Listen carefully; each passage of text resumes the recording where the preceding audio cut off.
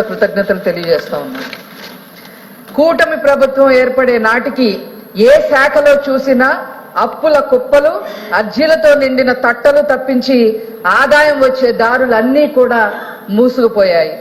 ఎన్ని ఆర్థిక అడ్డంకులు ఎదురైనా కూటమి ప్రభుత్వం ఇచ్చిన హామీలను ఒక్కటిగా అమలు చేస్తూ వస్తుంది. గతంలో జగన్మోహన్ రెడ్డి గారి ప్రభుత్వంలో మొదటి 8 నెలల్లో పెన్షన్ 250 పెంచడం తప్ప మరే ముఖ్యమైన నవరత్న హామీలను అమలు చేయలేదు. కానీ చంద్రబాబు గారి ప్రభుత్వం పెన్షన్ ఒకేసారి 1000 పెంచి 4000 ఒకటో తేదీన ఇళ్ల వద్ద ఇవ్వడం జరుగుతుంది. ఏడాదికి 33,000 కోట్ల రూపాయలు ఖర్చు పెట్టడం జరుగుతా ఉంది. పేదల ఆకలి తీరుస్తుందని అన్నా క్యాంటీన్లు జగన్ రెడ్డి గారు పనిగట్టుకొని మూసేశారు. నేడు వాటిని పునరుద్ధరించాం. నేటికి 204 అన్నా క్యాంటీన్లు ప్రారంభించిన పేదవాళ్ళ ఆకలి తీరుస్తున్నామని చెప్పి ఈ సందర్భంగా తెలియజేస్తా ఉన్నాం.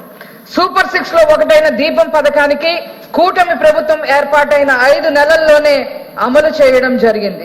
దీపం 2 కింద 93 లక్షలకు పైగా మహిళలకు ఉచిత గ్యాస్ సిలిండర్లు అందజేయడం జరిగింది.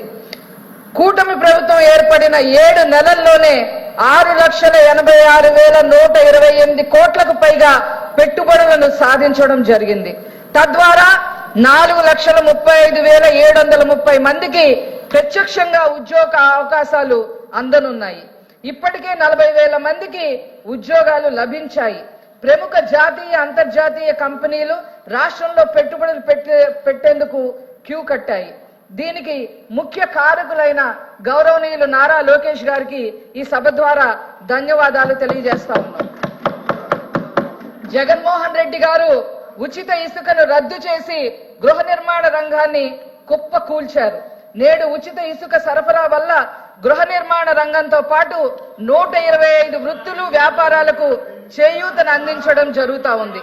మద్యపాన నిషేధం చేస్తానని జగన్ రెడ్డి గారు మోసపూరిత హామీ ఇస్తే కల్తీ మద్యంతో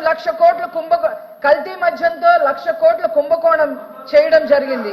వేల మంది ప్రాణాలు తీసేయడం జరిగింది. వాటిపైన విచారణ చేపట్టడం జరుగుతా ఉంది. ప్రజా రాజధాని అమరావతి